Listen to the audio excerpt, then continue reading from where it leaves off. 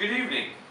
I'd like to ask you all to try something the next time you go out to the mall or to the grocery store or anywhere you go. What I'd like you to do is count the number of young people that you see. Once you've finished what you came to do and your business is done for the day, take that number and divide it by 8. The number you come up with is the number of special needs students you've just encountered. According to the National Center for Education Statistics, there's over 6.5 million special needs students in the United States. And that number is increasing. Over the last 35 years, the number of special needs students has increased by 75%. Christ taught us to care for children and those that are the least among us. Special education is one way of doing this. Having been a former special education aide and residential special education teacher, I've seen firsthand the impact, the hope that a special education teacher can give to a special needs student.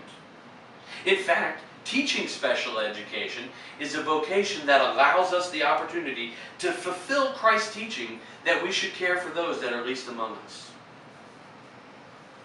Special education teachers are professionals, make no doubt about that. The website specialeducationguide.com lists the various requirements of all 50 states for licensure in special education. Most states have at least 2 options: the typical teacher preparation 4-year college degree, and then some type of an alternative route.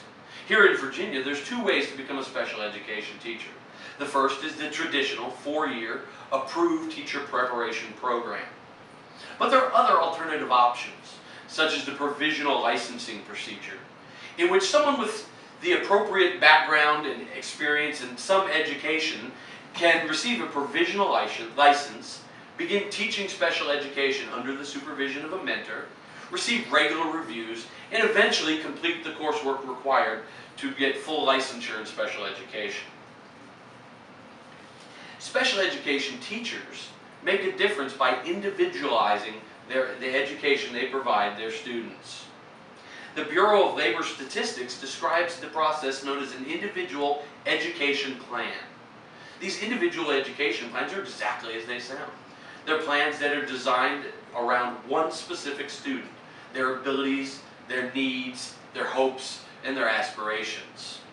The preparation that a special education teacher receives helps them in developing, implementing, monitoring, and helping their student progress through these plans.